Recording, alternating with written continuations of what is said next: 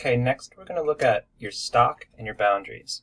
So the stock setting in RhinoCam didn't really come into play in the 2-axis tutorial because all that 2-axis operations rely on is your 2-dimensional, your curved geometry to cut. They're not actually looking for 3-dimensional topography or terrain or shape or anything. When you're working with 3-dimensional objects, RhinoCam needs to know the extents of your stock, so it knows what to try to cut within, where to try to stop cutting. The most direct application of this is that your stock has to have a bottom so that RhinoCam doesn't try to plunge eternally down in Z when it's cutting. If, as noted in the tutorial here that we discussed in the last one, you've been tidy about your Rhino file and you don't have stray objects floating around somewhere else, it should suffice to go in RhinoCam to the stock setting and say copy model bounding box to set your stock. Since we drew a wireframe of the size of our material around the entire outside of it, it should make the stock size the size of our material. You can also set it manually. Just remember that it picks a reference point that is not necessarily at the top or bottom of the material when it starts, so it can be a little bit confusing. But easiest way, clean model, nothing else in it, copy model bounding box. Okay, then we need to set up the boundaries for cutting. So this is where it's a little bit different than the 2D stuff, because the 2D you're using the actual curve as the curve of the thing you're cutting as a control geometry. In 3D settings, you have to give it a curve, a 2D curve, that tells it what to cut, where to look to cut, what to cut within. So you can have it cut, by default it'll just try to cut the entire stock, except that your geometry that it can see.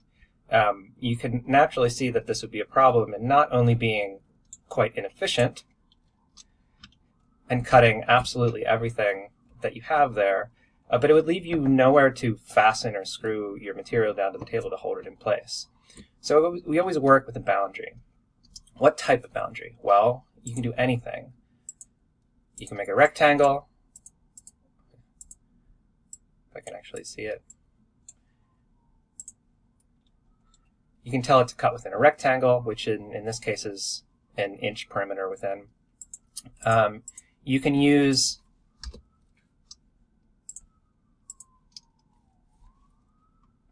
this handy command, mesh outline. You can use a projected perimeter of your 3D geometry to cut.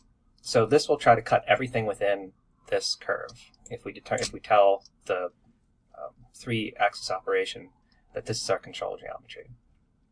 This works in certain situations, but it will not work in this particular situation of 3D geometry because our geometry has an edge that goes all the way down to the table. So you'll see if you try to set up an operation with this, your tool will actually stop right before it gets to the edge and it won't cut your shape out entirely. So what we have to do to be most efficient, remember you could do, like we drew before, a rectangular box around it. There's no reason to cut extra material that you don't need to. So take this projected perimeter and offset it. By how much? Well, your bit diameter is going to determine how much you offset this curve. So in this case, we're going to be using a 1/4 inch ball bit to cut this. So we want to make sure that this perimeter, this bounding geometry, is a little bit more than a 1/4 inch so that the bit can fit inside it and cut everything it needs to cut. So I'm going to offset this at 0.26. Doesn't have to be a lot, it can be a tiny bit, inches.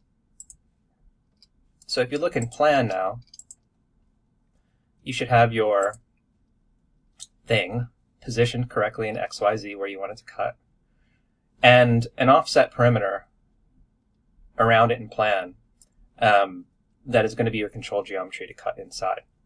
Now notice that I've gone a little bit closer than an inch, my inch boundary to the edge that I want to keep away from.